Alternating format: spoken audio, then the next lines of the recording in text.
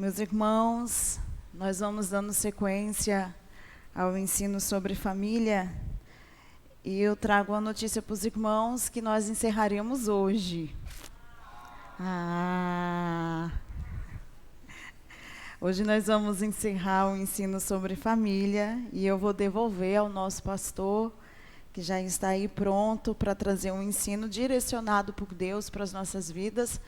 Eu já fiquei muito, né? Eu estou desde outubro aqui, segunda semana de outubro, me parece. E estou até agora. E claro que nós tivemos, nesse período, alguns obreiros que também estiveram aqui trazendo ensino. Mas a maioria dos cultos foram sobre família. E hoje eu fiz um resumo para a gente poder encerrar, porque quase que ele está me arrancando daqui, viu? Vou falar para vocês. Olha o rostinho dele. Está quase me puxando aqui. Já acabou? Já terminou? Já vai? Eu já entendi o recado. Falei, pode deixar que vai ser a última terça. E aí nós estamos prontos para ouvir o nosso pastor. A última vez que nós estivemos aqui, na última terça-feira, nós falamos sobre Davi. Por isso que lemos o texto de hoje, Primeiras Reis, lemos como de costume, ensinado pelo nosso pastor em reunião de obreiro, nós precisamos ler no mínimo de 9 a 10 versículos em uma leitura oficial. Lemos apenas 6 versículos, e por causa disso que lemos todo aquele contexto de Davi enfermo e Abisaque sendo trazida para poder aquecê-lo, como se fosse medicinal, um tipo de medicina na época para poder trazer reação ao corpo do rei. Mas o foco era exatamente o verso de número 6, que fala a respeito de Adonias. E aqui temos uma informação muito importante desse filho e desse pai. A informação que temos é que Adonias, ele se tornou igual ao seu irmão Absalão. Absalão tentou uma rebelião, tentou usurpar do trono. E a última terça-feira nós demos características de por que Absalão se tornou o que tornou. E nós vemos que Davi, ele teve muita responsabilidade sobre as atitudes e o comportamento de Absalão. Explicamos os versículos para os irmãos, eu não vou entrar em detalhes. Mas, trazendo aqui, como que pode Adonias agora ter o mesmo comportamento, ou comportamento parecido? Porque Adonias fala, eu vou tomar o trono. Eu vou ser rei. De qualquer jeito, eu serei rei. Eu vou ser soberano. E ele prepara carros e cavaleiros e 50 homens, porque ele quer ser o rei, ele quer tomar o trono, usurpar, porque o pai não tinha colocado ele, não tinha passado para ele esse cargo, essa posição. Por que ele teve comportamento parecido?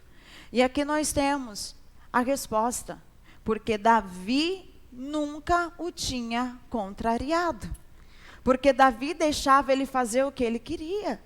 O texto sagrado diz que Davi nunca disse assim, nunca falou, por que fizeste assim?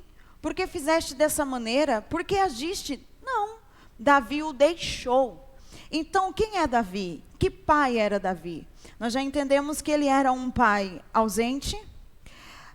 Os filhos de Davi eram filhos órfãos de pai vivo.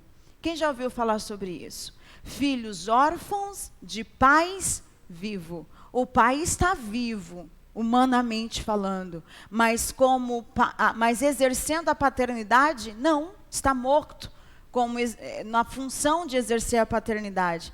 Então não tinha diálogo. Lembra que o que Absalão queria era diálogo.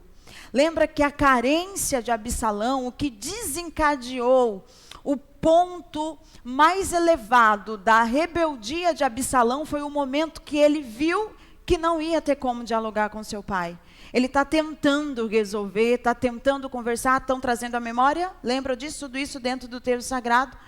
até que chegou um ponto onde Absalão age com a própria mão, mata seu irmão Aminon, ele foge, ele retorna, o rei deixa ele retornar, mas não conversa.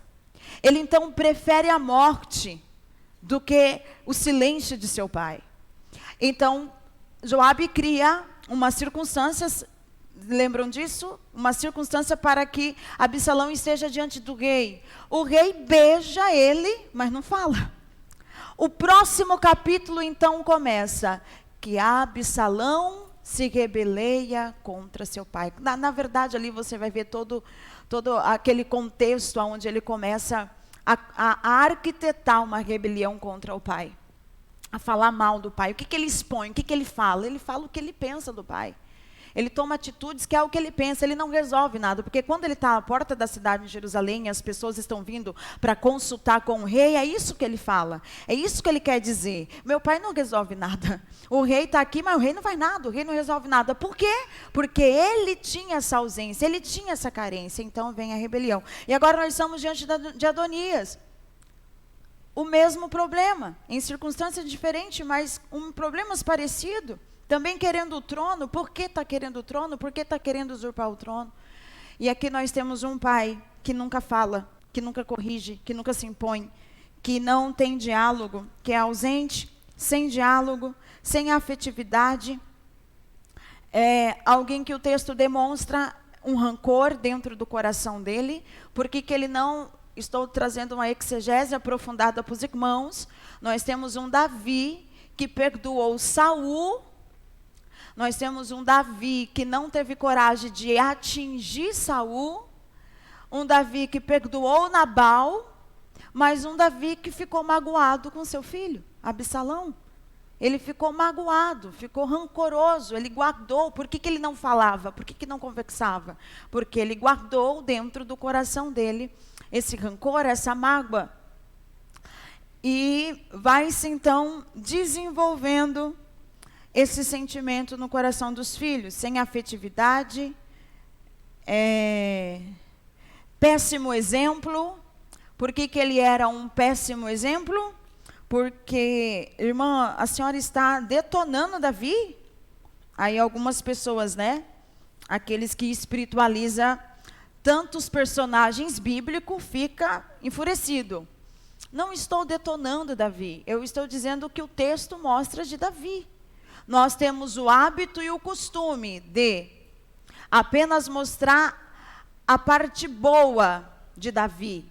Um homem segundo o coração de Deus, um homem que procurava pela presença, um homem que buscou pela Arca da Aliança. Fazemos canções das partes boas, o grande guerreiro, o que foi ungido rei, o que derrotou Golias. Falamos as partes boas dele. Que foi cheio do Espírito Santo. Então, se fôssemos desenhar Davi hoje, nós falaríamos um ótimo obreiro, um ótimo pastor, um ótimo ungido, um excelente homem de Deus. No lado espiritual, está perfeito. Mas se fôssemos olhar como homem, como pai, como marido, dentro de casa, totalmente disfuncional, desequilibrado. Um péssimo marido e um péssimo pai. Essa é a realidade de Davi. E nós não podemos, quando disse para os irmãos, não podemos nos escandalizar com isso. O propósito aqui não é nos escandalizar, o propósito aqui é enxergar a verdade como ela é. É enxergar que, assim como Davi, nós temos hoje famílias dentro da igreja que estão da mesma forma, que estão disfuncional. São excelentes obreiros, são elogiados, são aplaudidos. Davi, ele era aplaudido, elogiado por toda a nação de Israel e até pelos seus próprios inimigos. Um ótimo guerreiro. Davi foi excelente como rei. Ele conquistou vitória, ele intimidou, ele levou o reinado, o governo de Israel ao auge. Ele conseguiu dar nome ao ao povo, à nação de Israel. Ele conseguiu dar nome a essa nação. Tanto que quando Salomão assume após Davi, não teve nenhum inimigo que veio enfrentar Salomão. Salomão, ele teve um reinado e um governo de paz. Por quê? Porque Davi derrotou todos os inimigos. Porque Davi o deu nome. Porque Davi fez um governo com excelência, assumiu com excelência. E tudo com a presença de Deus, com a arca da aliança. Vocês entendem? Mas no seu caráter humano, homem, pai e esposo, família, ser humano, ele foi péssimo. Ele não foi bom. E essa é a realidade de muitos de nós. Somos aplaudidos no altar, somos aplaudidos quando cantamos, somos aplaudidos quando oramos, quando colocamos as mãos e alguém é curado e alguém é liberto. Somos aplaudidos, elogiados no púlpito, no ministério. Aplaudidos, elogiados no trabalho, numa profissão, numa graduação. A sociedade aplaude muitos de nós. Mas e aí, em casa?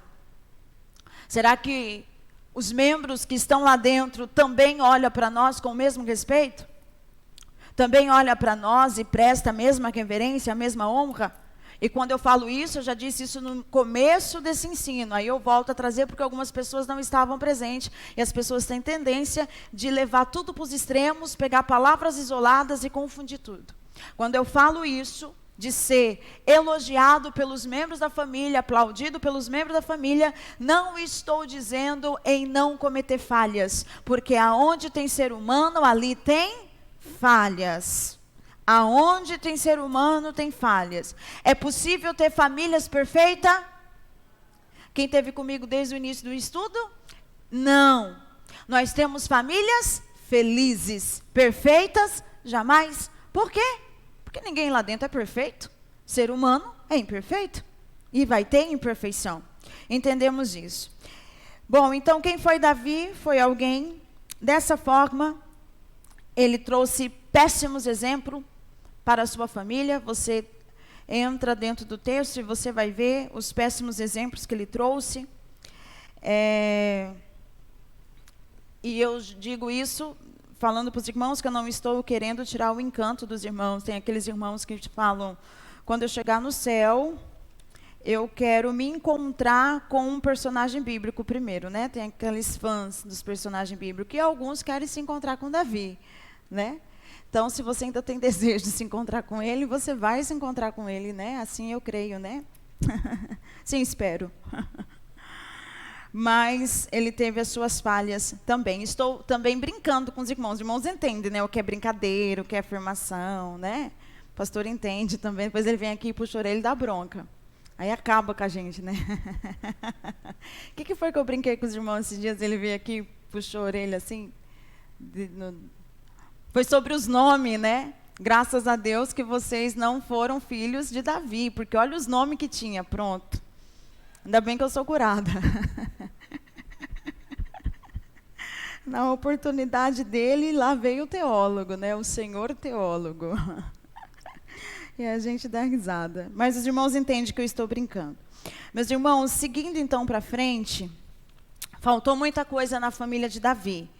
Aí eu repito para mim falar uma estatística que eu tenho aqui. Então, faltou presença, porque ele era ausente. Faltou paternidade, ele também era ausente.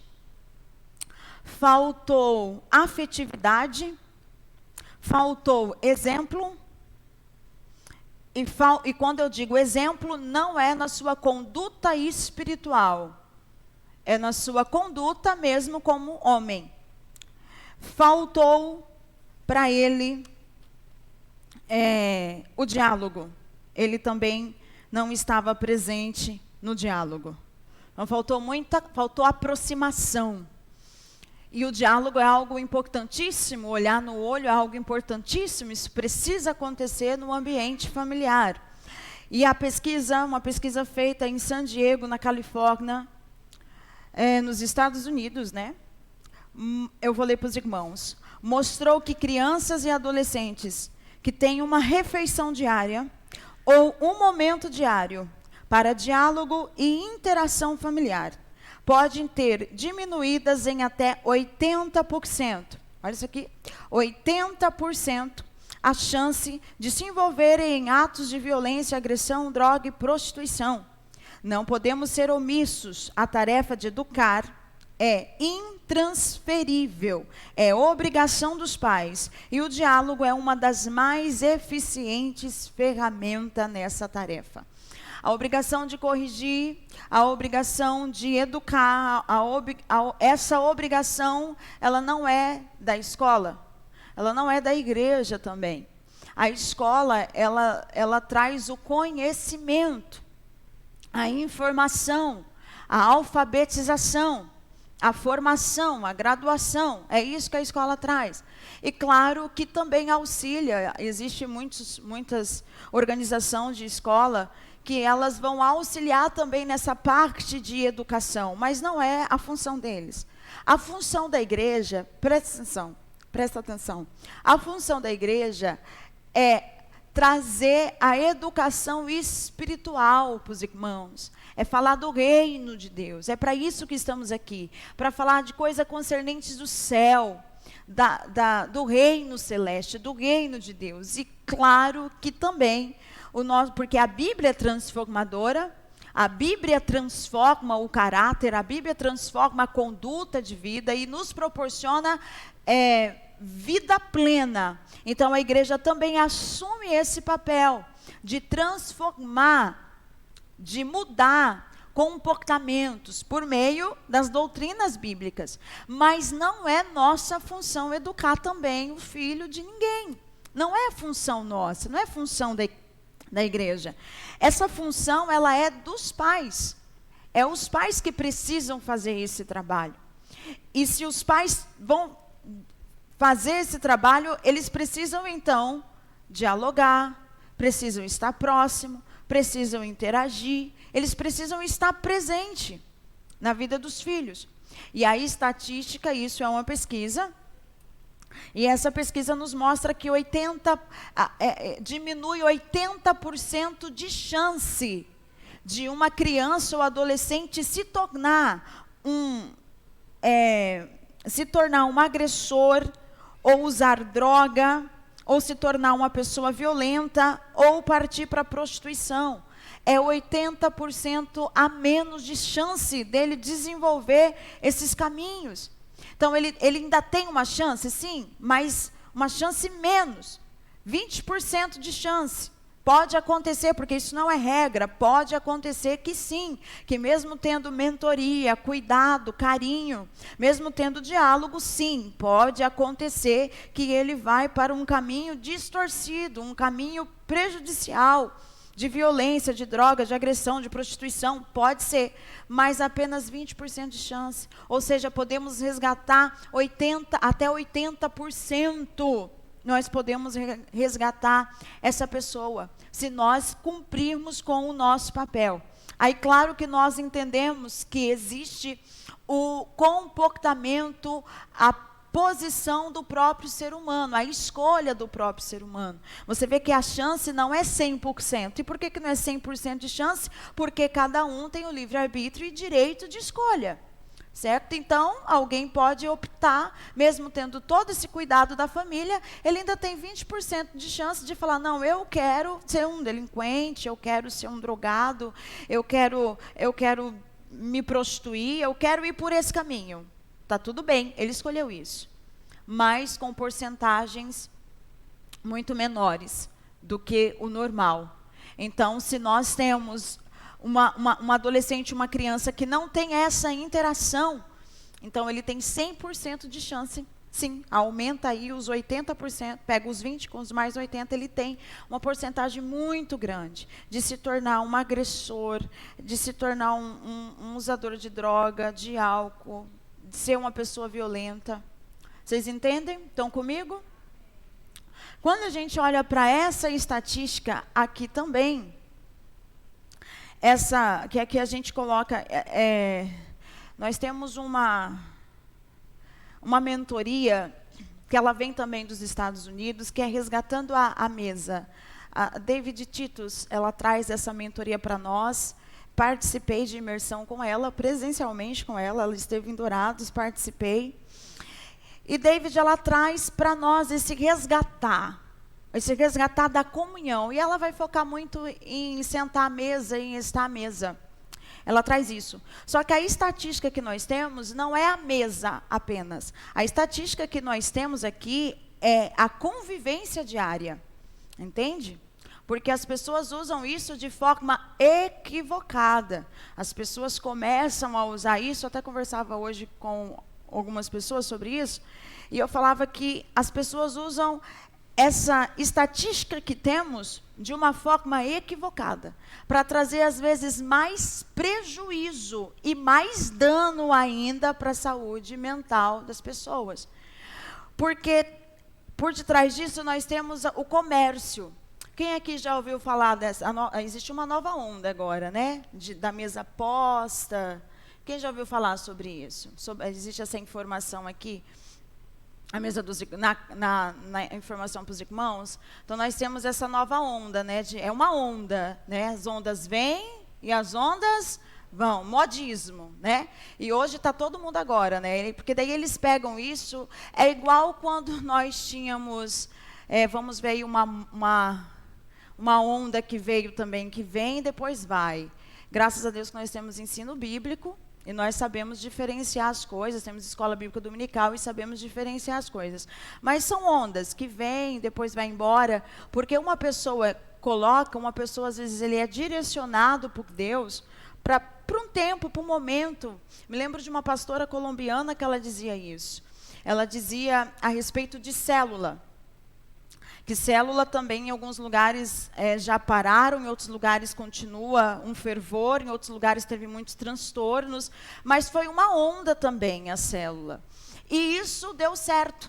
Para quem? Para um pastor fora do nosso país. Eu não vou dizer que foi Estados Unidos, eu não sei aonde que ele começou. Aonde? Colômbia. Isso começou na Colômbia, então. Isso deu certo, funcionou lá.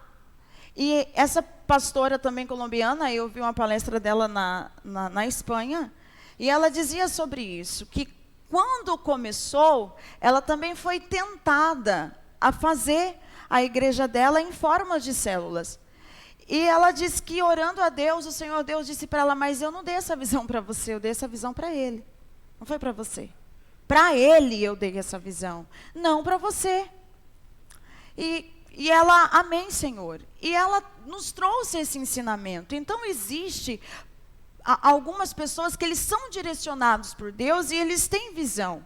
Por exemplo, se você for para a Europa, que foi o lugar onde nós vivemos por um bom tempo, nós temos culto apenas uma vez na semana. Existem pessoas que conseguem participar do culto só no domingo, outros por causa do serviço de 15 em 15 dias. Então é algo que lá, esses encontros na casa, às vezes flui, às vezes dá certo, entende? Mas existem pessoas que nessa tendência de querer o crescimento de uma noite para o dia, acaba colocando pessoas não capacitadas à frente. Quantos escândalos nós tivemos? Quando eu falo nós, é porque a igreja toda padece com isso. Toda a igreja padece. Não pensa você que é na denominação A, na denominação B, Vida Nova, não tem nada a ver com isso. Não. O mundo não está olhando para a denominação. O mundo está olhando para cristão, cristianismo. Nós sabemos diferenciar. O mundo não sabe diferenciar. Falou que é crente, que é cristão, eles colocam tudo junto no mesmo pacote.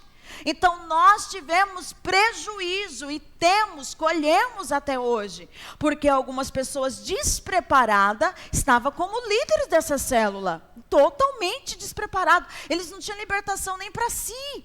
Isso trouxe prejuízo para o evangelho também, e nós sofremos e estamos sofrendo até hoje. Então, daí nós temos aqui uma mentalidade de alguém que entende que precisa ser resgatado nos dias atuais a comunhão. Essa comunhão, essa interação, não é necessariamente em volta de uma mesa. Essa interação não é necessariamente em volta de uma praça. Essa comunhão não é necessariamente no shopping. Essa comunhão não é necessariamente fazendo viagens.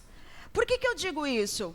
Digo isso porque hoje os problemas mais sérios que nós temos no mundo, na sociedade, os problemas mais sérios que aparecem para um terapeuta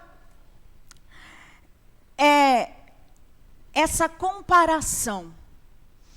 É não aceitar a minha realidade ou julgar a minha realidade pela realidade do outro. E eu já te explico. Porque nós temos hoje pessoas ensinando que você precisa, você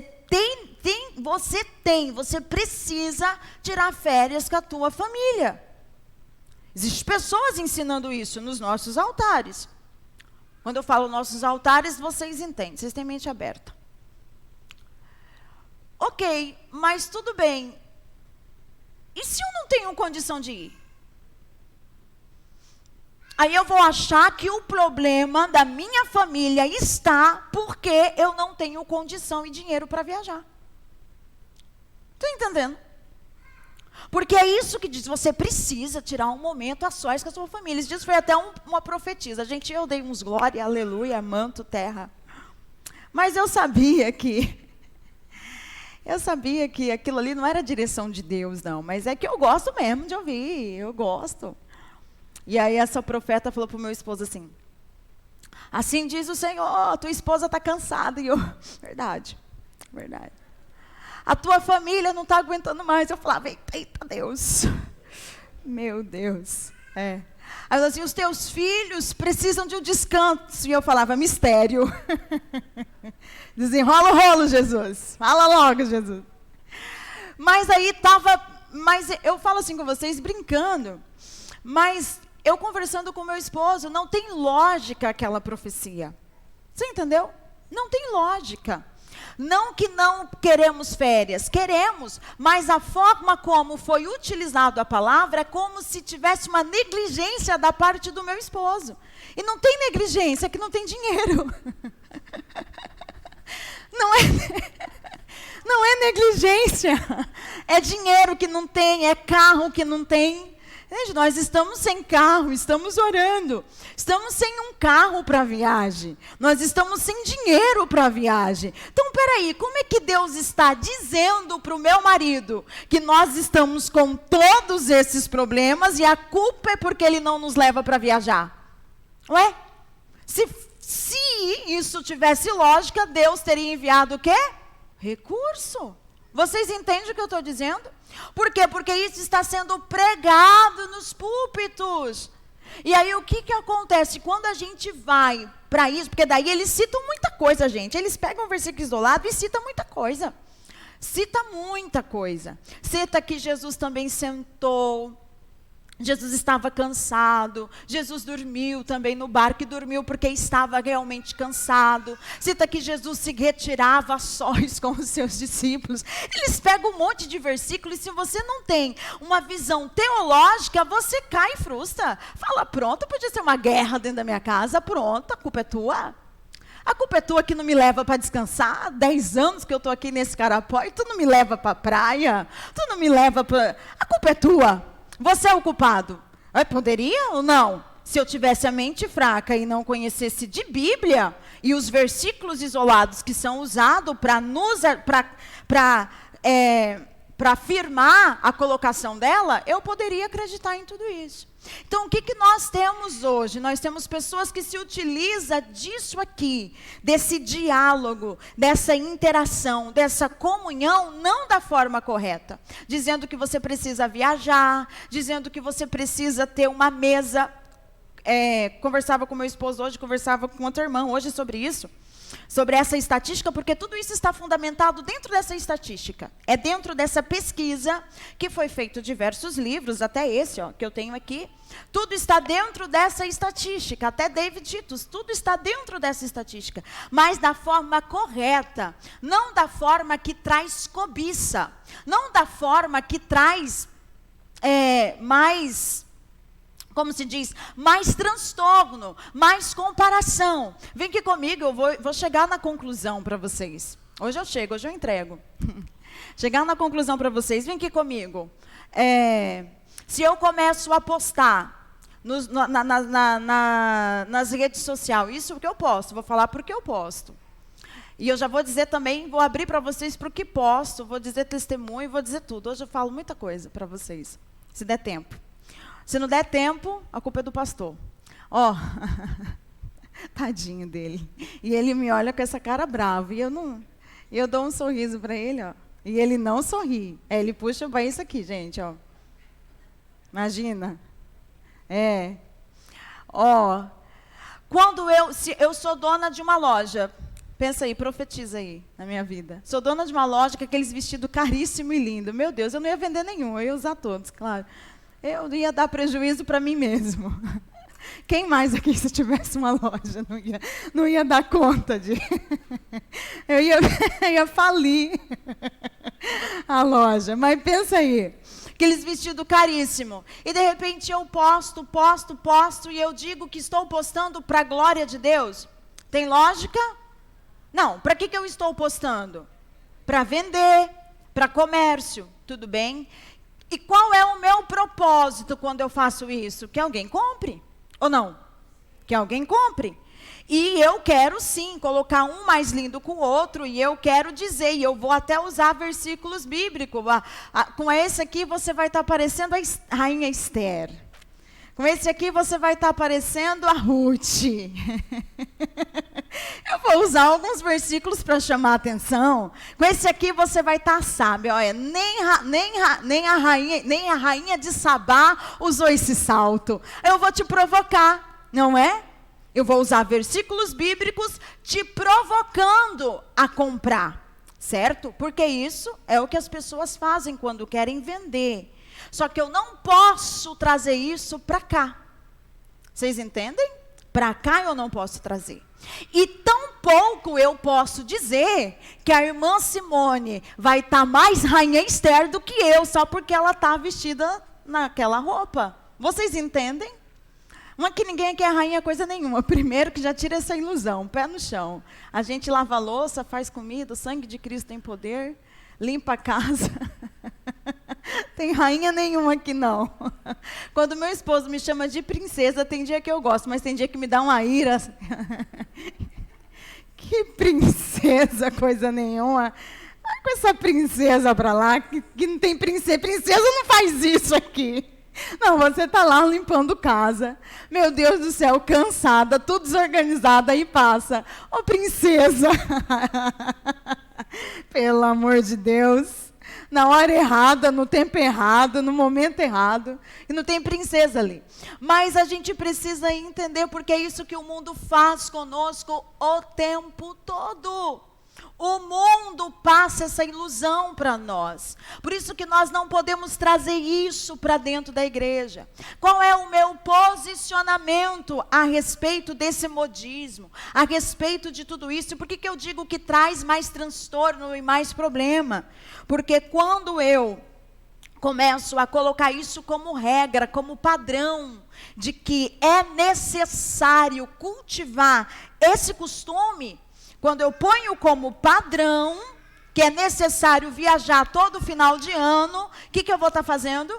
Eu vou estar incentivando uns que têm dinheiro e realmente é um descanso merecido, mas ao mesmo tempo eu vou estar acabando emocionalmente com os outros que não têm condição de ir. Eu vou estar detonando o psicológico, o mental daquela pessoa. Isso pode até prejudicar ele no sentido espiritual, porque ele vai dizer, o fulano pode, Deus ama mais ele, Deus ama mais a família dele do que a minha. Vocês entendem isso? Então, para cá eu não posso trazer, porque não é assim que funciona. As realidades são distintas, as realidades são diferentes. Então, o que é que o texto traz? A estatística, desculpa, o texto bíblico não. A estatística traz para nós que precisa ter diálogo, interação. Isso pode acontecer sentado lá na grama da tua casa tomando tereré. Isso pode acontecer você comendo bolacha de sal. Isso pode acontecer você comendo farinha com açúcar. Não precisa, é bom, não precisa nem de sorvete. Ah, não, porque você tem que ir na praça e no shopping. Não, farinha com açúcar, gente, só dá, como que dá? Anemia depois, né? Assim minha mãe dizia, não sei se é verdade. Acho que a ideia era para mim não comer. Era para mim não acabar com a farinha e com açúcar. Ela falava assim, isso aí vai dar amarelão, menina. Aí, o que é amarelão? Anemia, né? Você fica amarela. Então, você pode fazer isso comendo farinha com açúcar. É a interação que vale. É o estar presente que vale. Aí, quando nós traz esses modismos, aí as pessoas dizem assim, não, mas isso é para a glória de Deus, tá? Por que você está tirando foto disso e expondo? Por que você está postando isso? Não, isso é para a glória de Deus. Gente, vem aqui comigo. É quando eu posto alguma coisa nas redes sociais, quando eu tenho a necessidade de postar a minha vida nas redes sociais, eu estou postando porque é para a glória de Deus? Eu estou postando para que alguém veja, pelo menos eu quando posto. Esses dias eu fui de férias também, gente, eu fiz algumas postagens, eu coloquei lá o sushi, meu Deus do céu, que coisa é aquela? Aquilo é coisa boa, sushi. Não, eu postei porque eu queria que as pessoas vissem que eu estava comendo sushi. Não foi para a glória de Deus.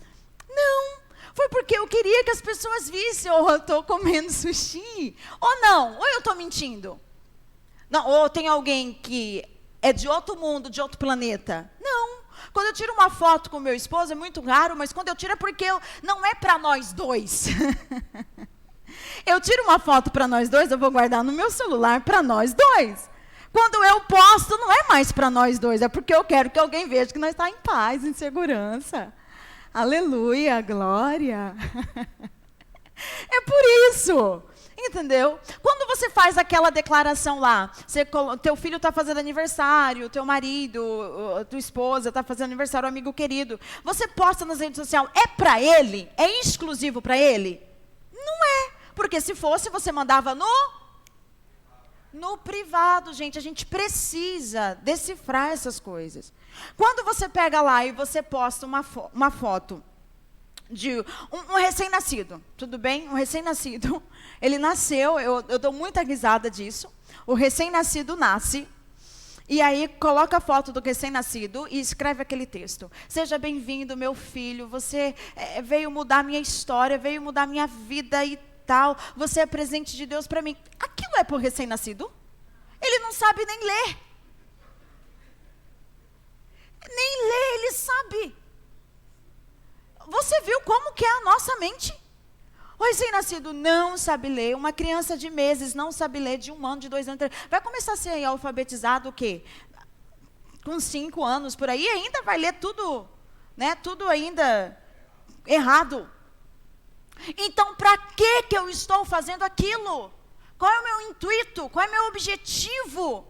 Para a glória de Deus? Não, porque para a glória de Deus é no secreto. Ou não? Para a glória de Deus é no secreto. Eu estou fazendo para ele. Não, ele não sabe ler. Eu estou fazendo para o meu marido. Não, para o meu marido é no particular. Para a minha família no particular. Não, gente. Quando nós vamos para as redes sociais, nós estamos indo para que o outro veja. Para que o outro fique sabendo. Aí você pode falar assim para mim, pastora, mas a senhora também faz postagem. Faço para os outros ver. É por isso que eu faço. É exatamente para isso. Para que as pessoas vejam. Quando você vê uma postagem lá, que você vai entrar lá, você entra e ciente. Eu estou colocando aquilo para que alguém veja. Que não é para mim, não é para a glória de Deus. Não. Aí já vou aqui dizendo, né, justificando, né? Não estou justificando, apenas deixando claro para os irmãos, que nós como cristãos, nós temos que saber o que postar, para que postar, como postar, porque daí sim pode se tornar para a glória de Deus. Temos que saber que conteúdo colocar, para que o nome de Deus seja glorificado, para que não traga, para que não seja apenas para satisfazer o meu ego, mas que seja realmente com o intuito. Eu nunca gostei de filmagem, nunca gostei de postar, eu nunca gostei disso. Mas houve um momento na minha vida, isso deve fazer 1 ano, 2 anos, sou ruim de data, aonde eu ouvi o Senhor Deus falando comigo, que Ele queria alcançar algumas pessoas, e eu tenho inúmeros testemunhos, e dá trabalho, você cortar um vídeo, você postar, dá muito trabalho, eu não tenho tempo para isso, mas de vez em quando me dá uns estralos, e o Senhor Deus me direciona para isso, e eu escuto muitos testemunhos, e escuto pessoas pedindo, olha, coloca, ponha lá, tenho muitos seguidores? Não tenho, bem pouquinho seguidores, acho que tem uns 300, 200, alguma coisa assim, segue lá, irmãos. Estou brincando com vocês. Acho que uns 600, alguma coisa assim. Não me recordo agora. Mas, enfim, só um dos testemunhos que eu tenho de uma cantora. Uma cantora que ela mora hoje em Goiânia. E essa cantora, ela foi curada, restaurada, levantada. O ministério dela foi levantado. Quando ela começou a fazer as agendas dela de novo, está aqui meu esposo, meus filhos. Do nada, eu jamais esperava receber aquele testemunho de tantos outros que eu recebo. Eu recebi uma carta dela, dizendo para mim do efeito que aquilo produziu nela e como que ela foi levantada. E hoje ela voltou a fazer agenda e canta. Vejo ela cantando aí em várias regiões do nosso país e fora do nosso país também.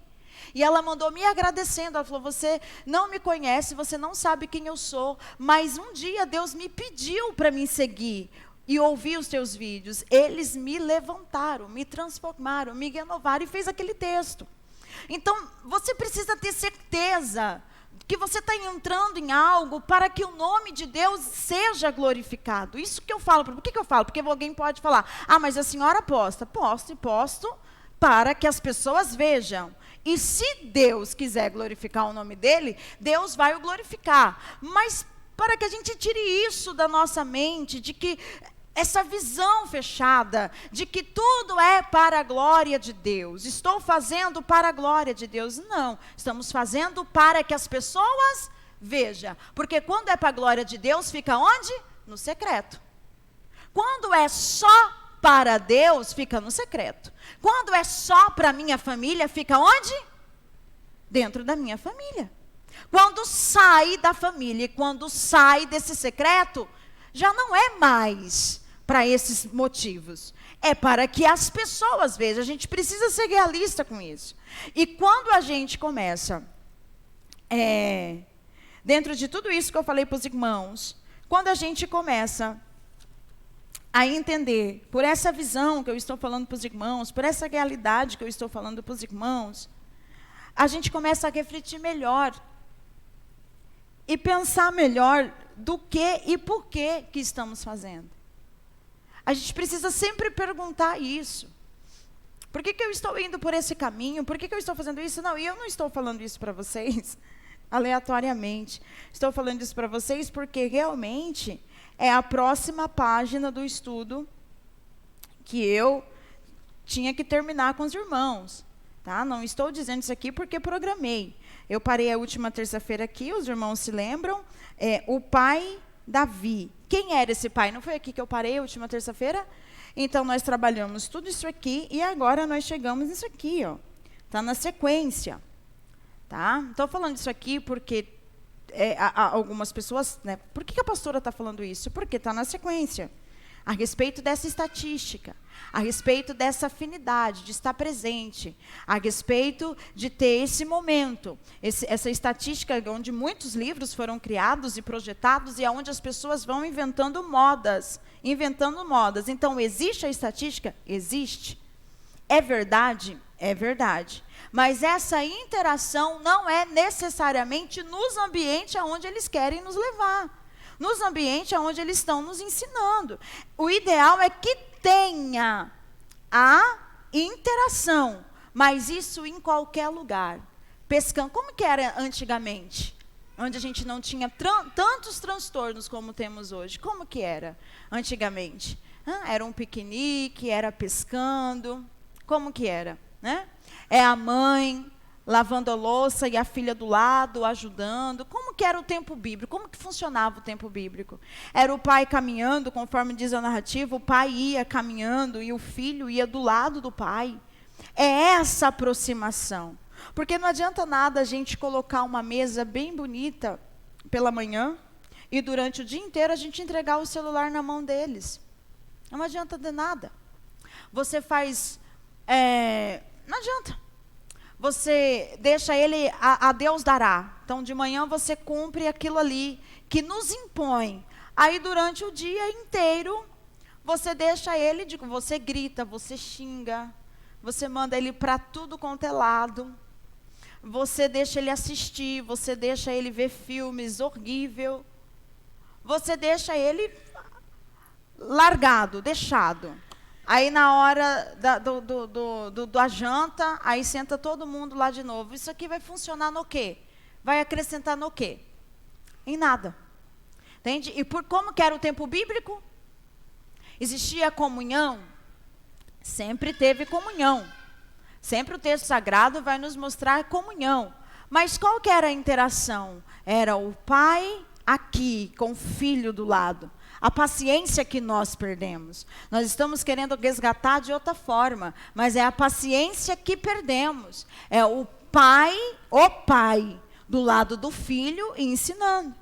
Vamos aqui trocar uma lâmpada, vamos aqui mexer num fio, vamos aqui colocar um tijolo, vem aqui meu filho, vamos aqui carpir o quintal, vamos ali comprar carne com o pai no açougue. É essa interação, vamos lá no mecânico junto com o pai. É essa interação. E nesse momento, o diálogo. Como que era no tempo bíblico? Era a mãe com as suas filhas. Interagindo, vem aqui, vou te ensinar a amassar o pão, vem aqui, vou te ensinar a fazer a comida, vem aqui, vou ensinar essa interação. Aí hoje as mães deixam os filhos dormem até 1 da tarde, até 4 horas da tarde, entende? A gente não está nem aí para ensinar nada para eles, que a gente não tem paciência, essas crianças nos irritam, nos perturbam, nos surta. A gente quer eles longe da gente, quanto mais longe melhor, assim não é? Pelo amor de Deus, some daqui. Desaparece. A gente quer longe, porque perturba, porque incomoda. Aí depois a gente acha que um modismo que está na moda é a lâmpada do Aladim. A gente vai esfregar e vai vir e vai resolver todos os nossos problemas. Não é assim que funciona. Não é dessa forma que funciona. Pastora, a senhora é contra? Não. Eu falei com meu esposo hoje assim. Aquele relógio deve estar errado. Né? Tá assim. Parou ele. Mas o meu tá certo. Eu falei com meu esposo, quando nós vamos ensinar os irmãos, por que nós temos muitos erros? Porque o ser humano, ele é biopsicossocial. Biopsicossocial. E quando nós vamos ensinar um outro ser humano, principalmente ao cristão, nós precisamos entender isso. Então, para mim ensinar vocês, se é cristão, eu preciso ter conhecimento teológico. Eu estou falando de ensino. Estou falando de campanha, de libertação. Eu não estou falando de uma pregação da chave da vitória, um culto aí de libertação. Não estou falando disso, eu estou falando de ensino. A função de ensinar a igreja, ela tem que vir de alguém que tem conhecimento teológico. Ele precisa conhecer Bíblia e teologia. Depois, ele precisa também conhecer um pouco da emoção, desse lado emocional de uma pessoa.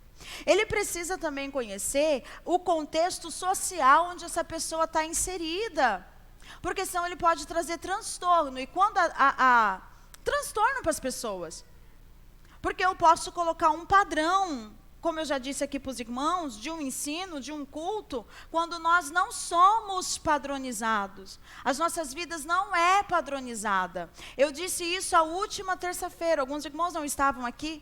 Eu disse isso a última terça-feira. Nós não podemos comparar a realidade. Irmã Célia a irmã Célia só tem meninas. E hoje são todas maiores, formadas. Hoje a tua casa, ela fica mais arrumada do que alguns anos atrás. Não fica? Por quê? Porque, pelo amor de Deus, né, meninas?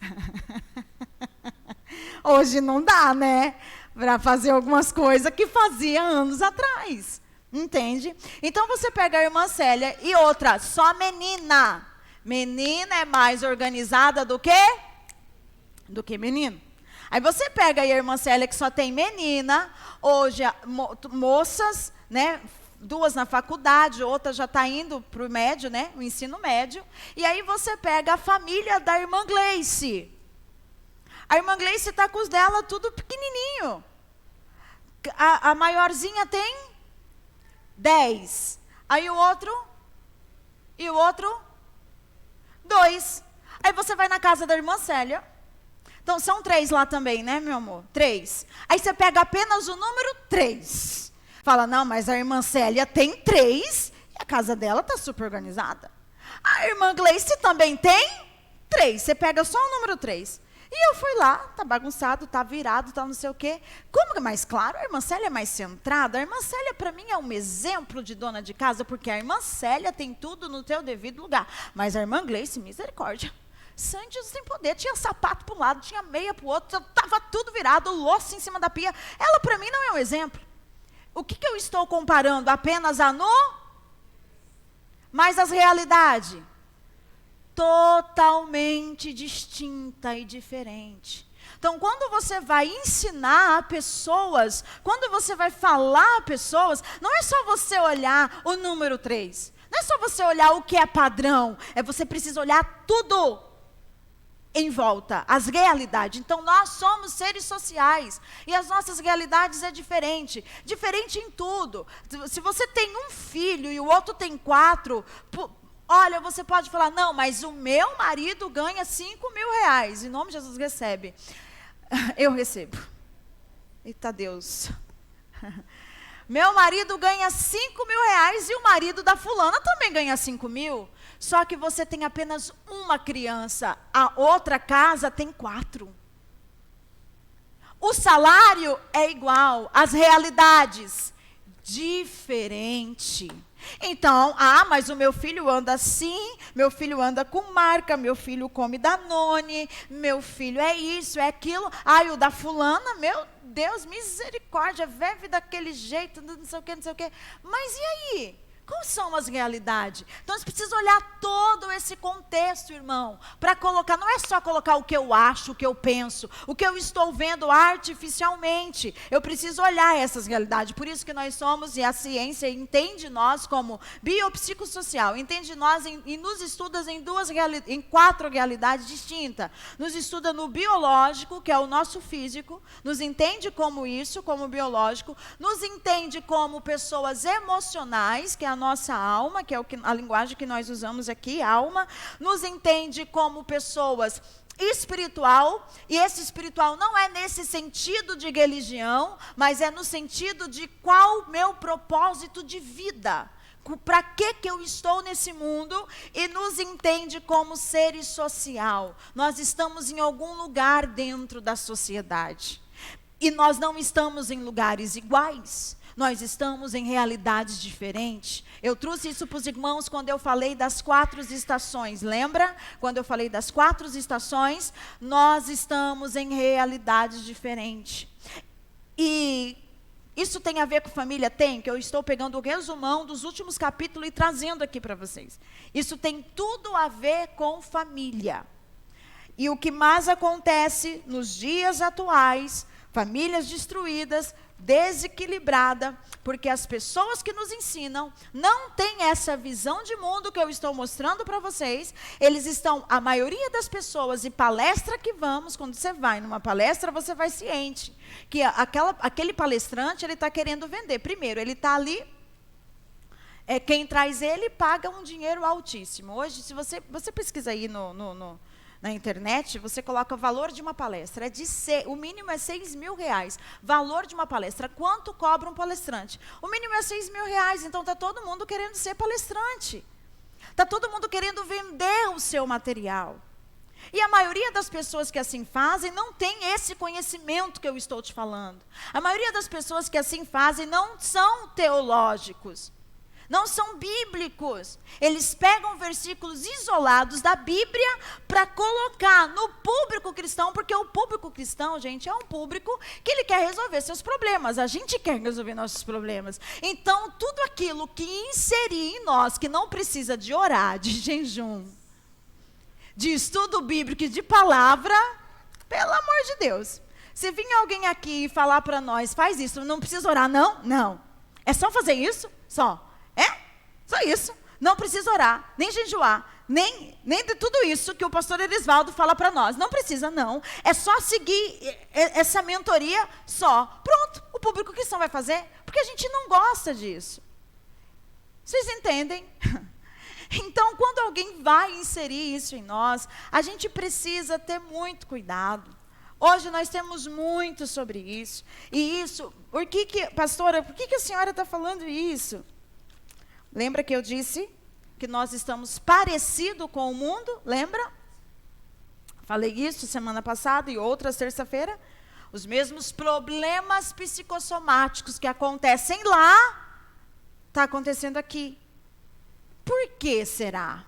Já fizeram essa pergunta? Por que será que está acontecendo lá e está acontecendo aqui? Porque os nossos púlpitos, os nossos ensinadores, os nossos mentores estão usando as mesmas estratégias para lidar conosco. E nós aceitamos tudo e abraçamos tudo. Com isso nós vamos tendo lares destruídos, lares desequilibrados, lares cheios de comparação, mais doença, mais feridas. Eu peguei aqui para mim terminar com os irmãos. E eu vou ler aqui com os irmãos. A grande maioria dos pais da atualidade usa máscara.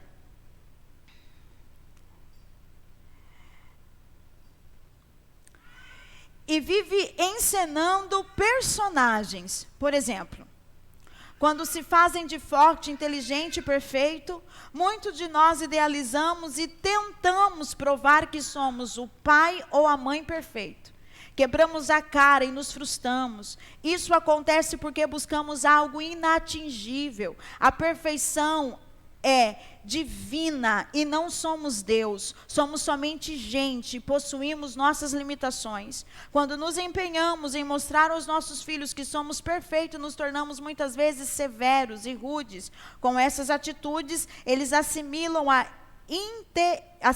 e interiorizam a ideia de perfeccionismo e cobram permanentemente a nossa perfeição e, por consequência, muitas vezes até a deles. Além disso, essa atitude ainda gera outros problemas. Por exemplo, para nós, a busca da perfeição está associada a fazer o nosso melhor, com dedicação, amor e carinho. Para eles, os pais perfeitos são aqueles que nunca dão bronca, que nunca dizem não, que sempre dizem sim, que são permissivos e que deixam fazer tudo aquilo que eles querem.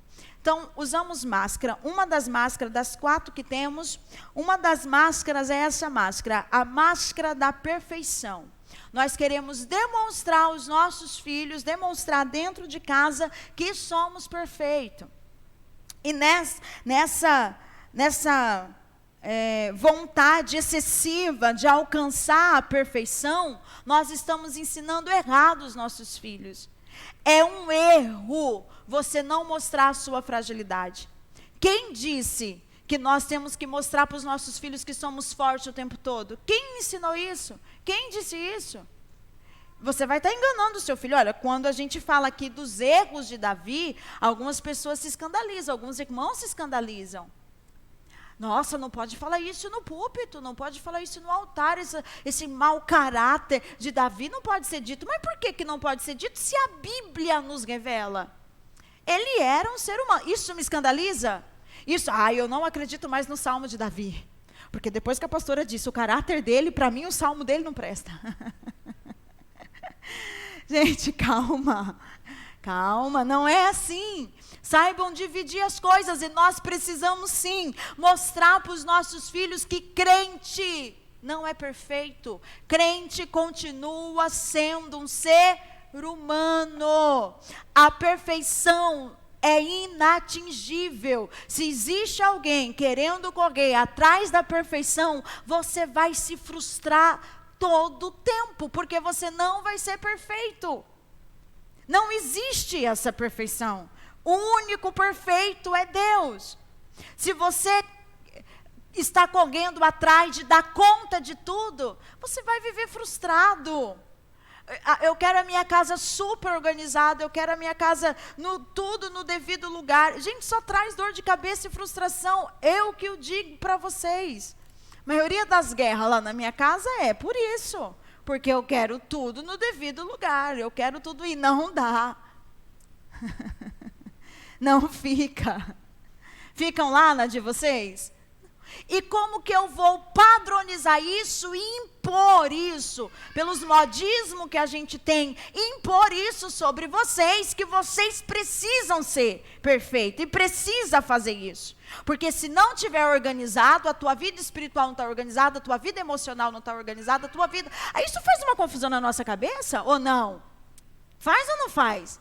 Porque alguém está me ensinando de que se a minha casa não estiver organizada, a minha vida espiritual não está organizada. E a minha vida emocional não está também. Alguém está me ensinando isso. Mas quando você vai e você olha para a tua vida, para o teu dia a dia, para as coisas que você precisa desempenhar, e você ainda ter tudo extremamente organizado, porque existe um padrão de ensino que diz que eu preciso estar nesse padrão, senão, misericórdia. Aí alguém vai lá e fala, é por isso, porque a vida dela é a cara da casa dela. Pronto. Jesus, misericórdia. E aí, como é que fica? Que ensino é esse? Os consultórios estão cheios de pessoas assim, surtadas assim. Falei isso a semana passada para vocês. Totalmente surtada. Por quê? Porque são mães, são esposa, são donas de casa. Hoje, a necessidade exige que muitas saem para poder trabalhar. O peso maior, lembra a carga maior que nós falamos, que está sobre os ombros da mulher. E aí ainda existe o padrão que a sociedade impõe de beleza, de roupa, de cabelo, de unha. Sangue de Jesus tem poder se a gente for adentrar em todo o padrão. Aí, em vez de vir uma cheia do Espírito Santo e fazer o que os terapeutas estão fazendo lá fora, porque o que os terapeutas estão fazendo é aliviando o fardo. E o que eles estão passando para as pessoas é, você não é obrigado a dar conta de tudo. Para! Desliga, você não é. Quem te ensinou isso? Aí estão os crentes lá. Os crentes santos, cheios do Espírito Santo, com o Espírito avivado, ouvindo coisas, e às vezes em altares, de que você precisa dar conta de tudo. Eu fui em um congresso em Brasília, e chegando lá tinha uma pessoa muito famosa. Eu admirava muito ela. Aquele dia, quando eu a vi de perto, acabou toda a minha admiração por ela. Ela estava elegante no extremo, ela estava linda, maravilhosa. E ela começou a falar sobre a roupa dela, sobre o cabelo dela. Ela começou a falar sobre algumas postagens que ela fez, tudo nesse nível. Sobre a academia que ela fazia, ela postava ela na academia, ela postava ela caminhando. E ela dizia que tudo isso era para a saúde dela. Mas espera aí, quando você está caminhando e fazendo caminhada ou academia, é para a tua saúde, você precisa postar isso? Não é para a tua saúde? Então por que você tem que expor? Aí ela disse que alguém entrou lá e comentou, né, mas irmã ou missionária, né, não precisa disso e tal e tal. Aí ela simplesmente disse, nós estávamos em uma região de mulheres pobres. A realidade social daquelas mulheres era pobre. As mulheres estavam naquele congresso de chinelo de dedo. As mulheres estavam naquele congresso com a camiseta do congresso, mas com saias rasgadas, com as unhas todas danificadas, igual a minha. Assim, ó, por falta de tempo, já marquei e desmarquei muitas vezes. Hoje eu desmarquei, né? Mas elas estavam com as unhas danificadas, algumas tinham acabado de chegar do serviço, você escutava, congresso o dia inteiro, você escutava elas falando, acabei de vir do serviço, com um coque no cabelo, o cabelo todo coisado. Aí ela pegou e olhou para aquelas mulheres e disse, sabe o que eu respondi para ela? Se você quiser ficar feia, o problema é seu, eu quero ficar bonita. Se tem alguma mulher aqui que quer ficar feia, que fiquem feia. Perante o Eterno de Israel, eu ouvi isso. Se vocês querem ficar feia, fiquem feia. Querem perder o marido de vocês? Ela citou isso. Querem perder o marido de vocês? Percam. Eu vou continuar me produzindo, me arrumando, me cuidando, porque eu não quero que meu marido olhe para outro. E foi falando, aquilo acabou para mim. Só que eu acredito que muitas das mulheres que estão lá, que aquilo foi humilhante. Algumas daquelas mulheres que estão lá, eu acredito que estão no casamento até hoje. Mas ela não está no casamento dela mais. Ela perdeu o casamento dela. Foi um escândalo. Nós presenciamos diante dos nossos olhos. Ela perdeu o casamento dela. Por que eu digo isso? Porque nós vivemos aqui realidades diferentes, realidades distintas, irmãos. Nós precisamos tomar muito cuidado com o que falamos. Não é isso que traz a glória de Deus, a união de Deus e o poder de Deus para nós. Não é o que a sociedade está impondo. E por que nós estamos com os mesmos problemas emocionais? Porque nós queremos o que eles querem. Nós acreditamos no que eles acreditam. Tudo aquilo, eu encerro aqui, nessa perfeição toda aqui, né? Essa perfeição inatingível, tudo está na perfeição. A perfeição de estar bela, de estar bonita. Isso não vai acontecer. Meu Deus. Pelo amor de Deus. Não, isso vai acontecer um dia. Não, não era isso que eu queria dizer. Nem tudo é possível. Não sei como que eu deixo melhor ou pior. Um dia de cada vez. É isso. Obrigada, irmã. Um dia você vai estar escovado, um dia você vai estar de coca, um dia você vai estar de unha feita, um dia você vai estar de salto, um dia você vai estar de chinelo. Um dia de cada vez. Cada estação tem a sua beleza. E nós precisamos aprender a desfrutar dessa beleza. Agora, a perfeição completa, extrema, isso não existe. E isso é um jugo e um fardo sobre nós. Essa perfeição, ela não existe.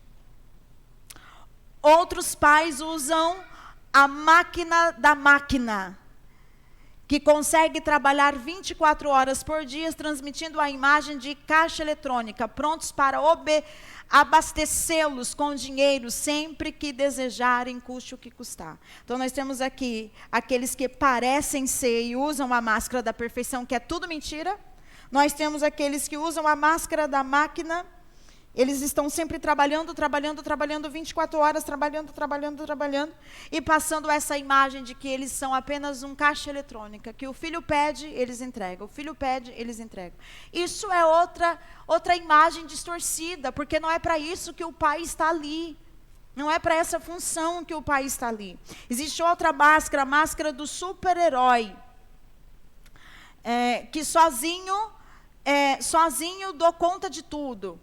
Ainda aparece o personagem, objeto, que aceita ser ofendido, xingado, hostilizado, sem manifestar qualquer atitude de desaprovação, ainda manifestam atitudes totalmente depreciatórias, carregadas de hostilidade e vingança. Quem são esses? Aqueles eu dou conta de tudo, super-herói. Eles passam essa imagem, dou conta de tudo. E os filhos xingam, os filhos zombam, os filhos ou não. Ou existem uns filhos de crente por aí que às vezes não querem atacar os pais. Xingam, mordem, isso é coisa ridícula de se dizer, mas existe. Existe filhos que mordem, que xingam, que se jogam no chão, que diz sua chata, sua nojenta.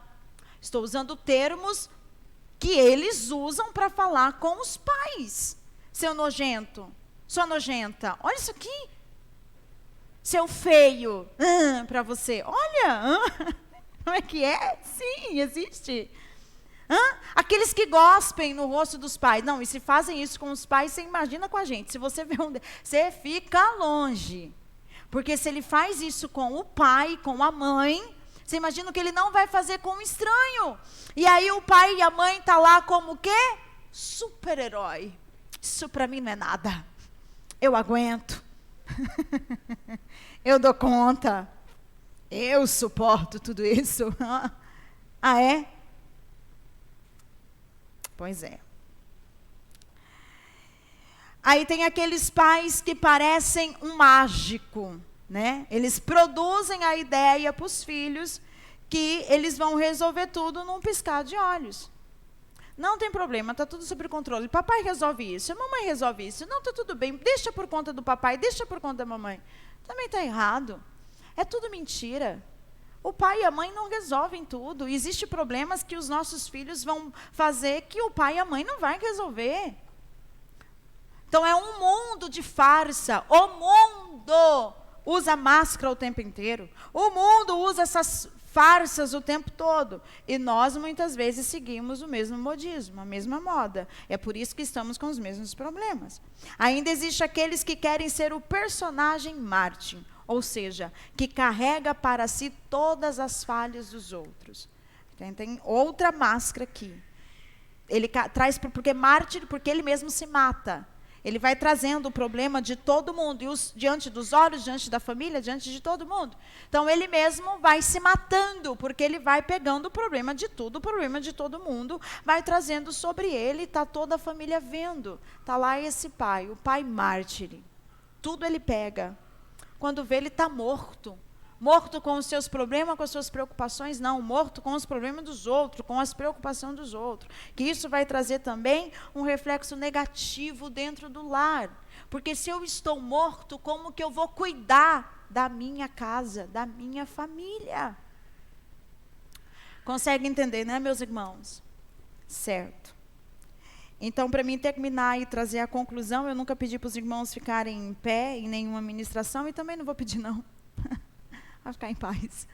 Só vou pedir para vocês fecharem os olhos, mas daqui a pouco também. Porque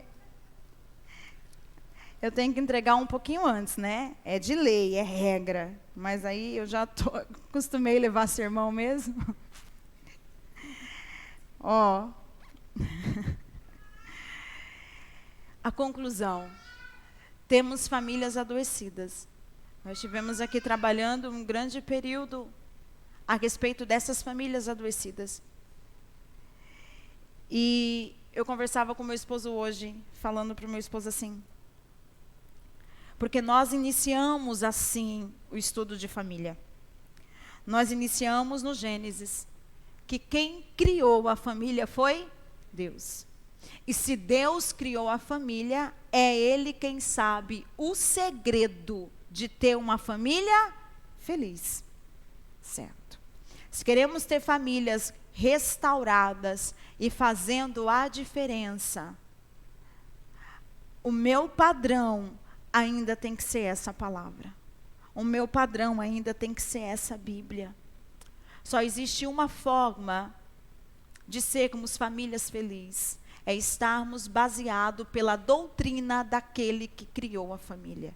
E a doutrina daquele que criou a família nos constrange e nos confronta. Somos confrontados por essa palavra. Quando somos confrontados por essa palavra, porque o Evangelho ele é poder de Deus. A todos aqueles que crêem, ele é poder de Deus. Que Evangelho é esse? A palavra pregada, a teologia pregada. Pregada com poder. Ela vai produzir em nós um confronto.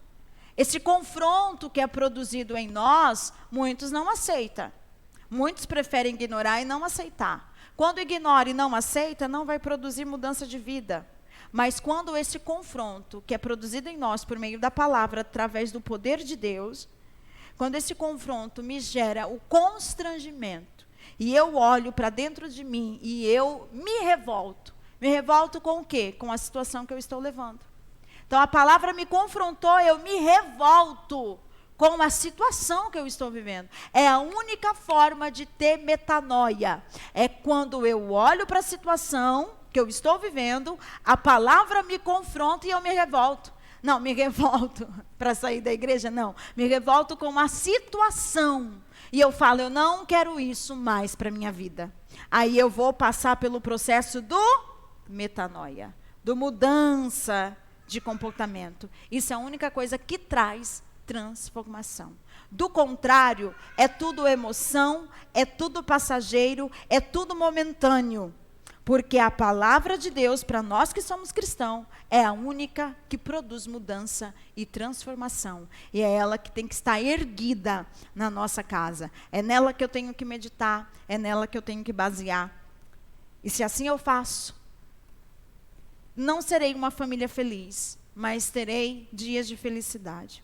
Aí eu te convido a encurvar a sua cabeça e entregar comigo, principalmente você que veio todas as terças-feiras, você que não veio, mas ouviu depois a ministração, você que ouviu da sua casa, você que pegou pelo menos o dia de hoje, o dia de terça passada, a agradecer ao Senhor Deus pelo privilégio de ser ensinado.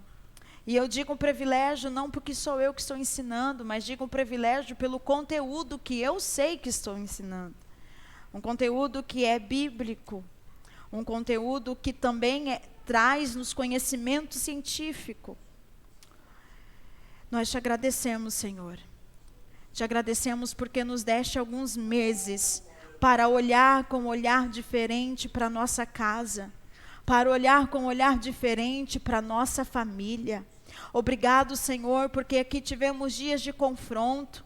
Confronto, Senhor, que nos trouxe a verdade, a realidade diante dos nossos olhos, de que não podemos ficar conformados, mas precisamos estar indignados com a situação que estamos. Nós, como igreja, não podemos aceitar, Senhor, que as nossas famílias estejam adoecidas. Nós, como igreja, precisamos nos revoltar contra essa situação. Nós, como igreja, não podemos cruzar os braços e dizer é normal, porque não é normal. Nós temos a palavra, nós temos o ensino, nós temos o Teu Santo Espírito, nós temos, ó Deus, o Senhor no nosso lar, na nossa casa, na nossa família, Senhor, e nós nos revoltamos, ó Pai, contra essa situação de doença nos nossos lares. Nós nos revoltamos, ó Pai, em ter famílias adoecidas. Não queremos mais isso no nosso meio, Senhor.